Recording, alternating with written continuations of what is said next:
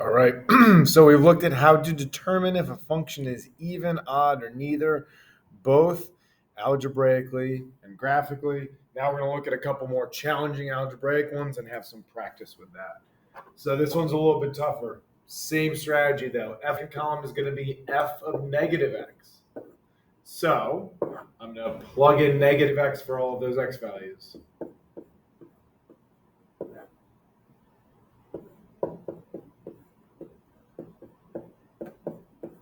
That's 3 places I'm plugging negative x in instead. So now let's simplify it. When you square negative x, it becomes just positive x squared. An even exponent just kind of wipes away that negative sign. On the bottom, I've got negative x cubed. Again, cubing a negative value will still result in a negative value. So it can simplify to negative x cubed plus negative x is the same thing as minus x. All right, so this is f of negative x. That right there is different from the first, the given equation. So it is not an even function. We are going to go and test and see if it's an odd function. And to do so, I find what is negative f of x. So I take the entire function, put a negative on the outside. And here's where you have to be careful. And remember, the end goal is I want to try to prove that it is even or that it is odd. So I want to do what I can to make this third column the same as this middle column, and that would prove that it's odd. And again, remember from the previous video, that negative outside of a fraction, you can choose if you distribute it to the top or to the bottom. You do not do both. So looking at what I ended my f of negative x equation as, I can see, if I take that negative, in green, if I take that negative and I distribute it to the bottom of my fraction instead of the top, I might end at the same thing. Let's do it. So x squared will stay untouched on the top, and I'm going to distribute it to get negative x cubed minus x. And yep, it is exactly the same as that function I did previously. Those two are the same. Therefore, this is odd. If I chose to distribute to the top, I might not notice that, but you have to choose to do it to what could potentially get it to match and be odd. One more real quick. Same idea. Typically, the fraction ones are a little more challenging because you have to think a little bit more. I got f of x. Now let's do f of negative x. All right, to do f of negative x, I plug in a negative x for each x.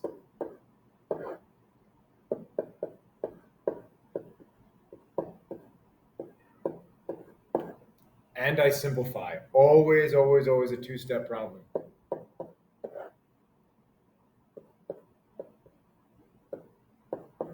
Even exponents, it wipes away the negative. Odd, it does not. Okay, that is not the same as the original. I can't really factor out or do anything to make it like the original, so I have to keep going.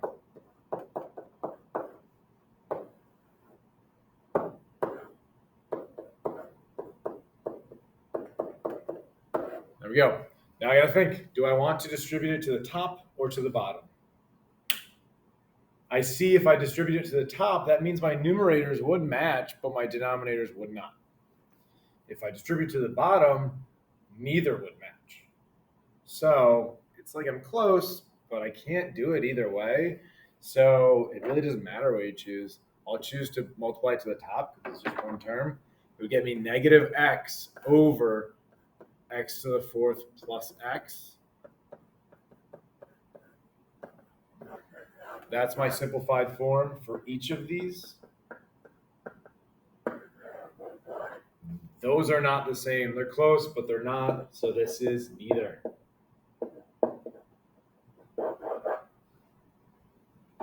Cool. So there are a couple more challenging ones. All right. Now, the rest of this video is going to be time for you to practice. So you can feel free to partner up or work with someone in your group. If we were in class, we would do it with whiteboards, but instead, you do it how you want. If you do it individually or you want to do it with a partner, feel free. I'm going to put a problem on the board, give you a minute to pause it, try it out, and then I'll tell you the answer. Here's the first one.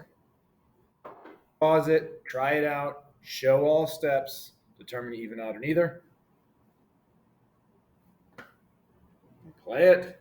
This is an odd function. When you find f of negative x and negative f of x, they would be the same. You have to just be thoughtful as to if you distribute the negative to the top or the bottom. In this case, either way, it's going to simplify to the same thing. Next, pause the video, try it out.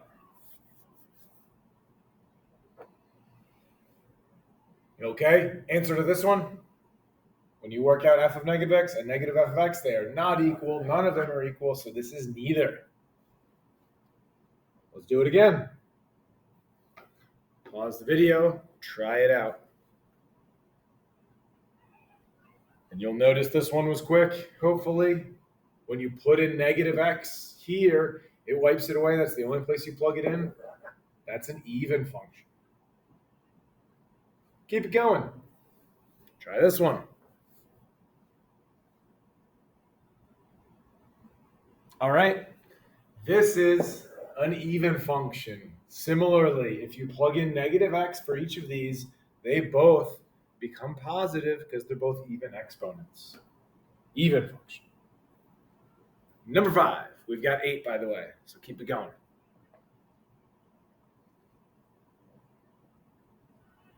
All right, this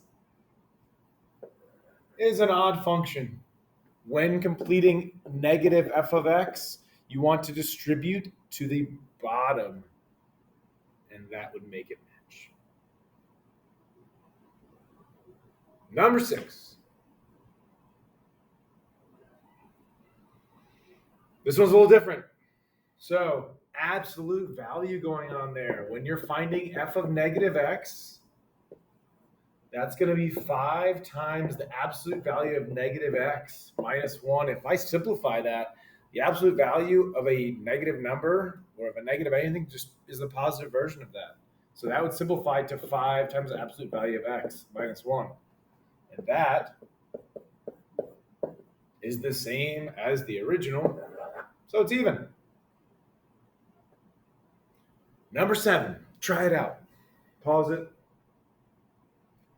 And when you play it again, this is neither. This is a challenging one here, but however you work it out, you cannot get it to be equal the f of negative x and negative f of x. As promised, our last one here, number 8, A, B, C. Which one's odd, which one's even, which one's neither? Think about it, pause it. And our answers. A is even because it has y-axis symmetry.